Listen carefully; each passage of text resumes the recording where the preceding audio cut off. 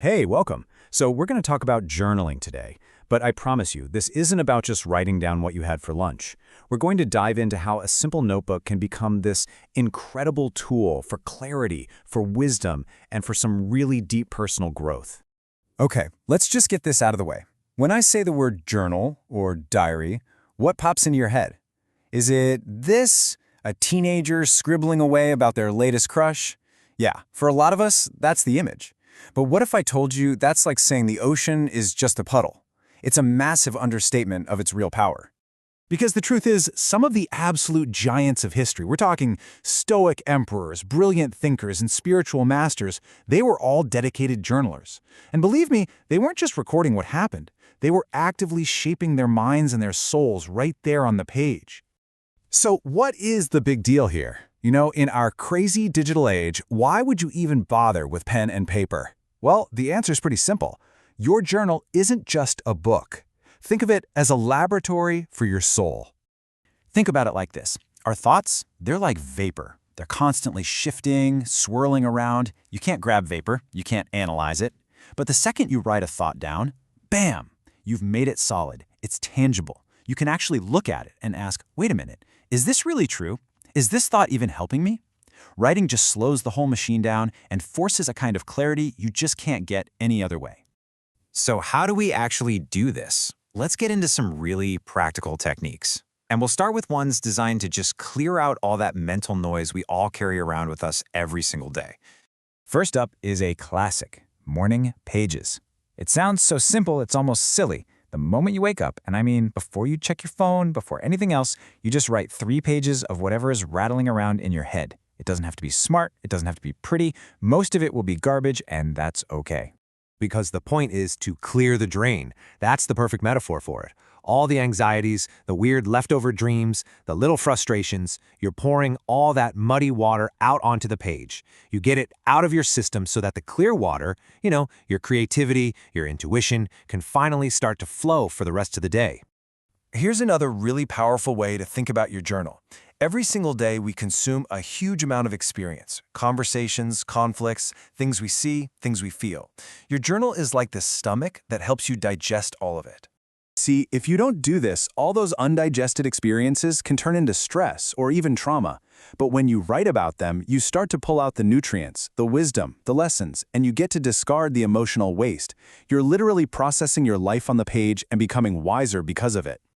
Okay, so once the mind is a little bit clearer, we can start to go even deeper. Let's talk about some techniques that help us get around that loud, rational gatekeeper in our brain and connect with something more profound.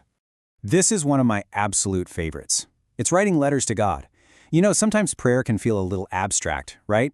Like you're just thinking thoughts at the ceiling. But when you actually sit down and write, "Dear God," man, something just shifts. Your focus gets laser sharp.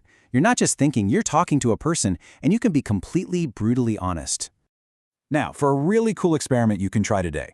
It's called intuitive writing, and all you need is 2 different colored pens. You start with, say, a blue pen. This is your normal, everyday self, your ego. You write down a question or a fear. Then, you put that pen down, you pick up a red pen, take a deep breath, and just let a different part of you answer. Don't think, just write. And what you'll find is just fascinating. The blue pen, your ego, it might sound all anxious and scared, right? But the red pen often has a totally different voice. It's calm, it's wise, and sometimes it'll use words or phrases that genuinely surprise you, things you don't normally say. It feels like you're tapping into a direct line to your own inner wisdom. Journaling isn't just about feeling good in the moment, though. It's a seriously powerful tool for real, actual growth. And that's mostly because it holds up a mirror to your face and makes it impossible to lie to yourself anymore.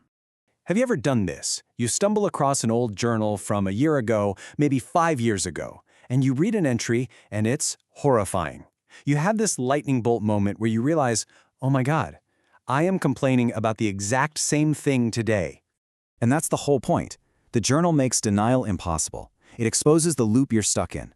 When you see the same problem, the same complaint, written down in your own handwriting year after year, you are forced to confront it. It is the ultimate wake-up call to finally do something different. Now, to keep our journal from becoming nothing but a whine diary, we need a counterbalance. And that's where the gratitude ledger comes in. It's so simple. Every single night, you write down 3 things you're grateful for. But, and this is important, there are 2 rules that make this thing actually work. First, you have to be specific. Not just, I'm grateful for my family. No, it's I'm grateful for the way my son laughed when our dog licked his face. See the difference? And second, it has to be from today. This literally rewires your brain to start actively hunting for the good in your daily life. Okay, so we've covered the why and the how. Now let's talk for a minute about making this practice a real, solid part of your life. We have all been here. You're in the shower or driving, and you get this flash of genius, the perfect solution to a problem, a profound insight, and you think to yourself, oh, that's amazing. I'll remember that. And by morning, it's gone. Poof, vanished. Well, when you get in the habit of capturing those little butterflies, of writing them down the second you get them, you send a powerful message.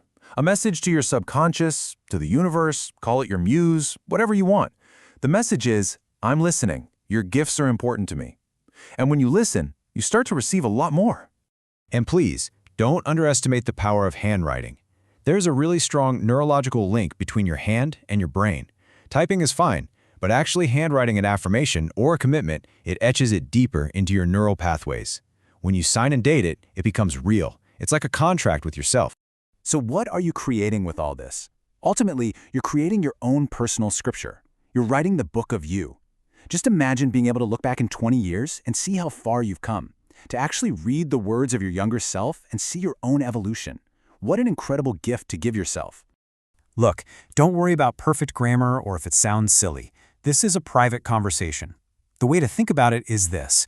A best friend, the wisest, kindest, most compassionate part of you, has been waiting patiently to talk to you. So, the only question left is, are you going to pick up the pen and listen?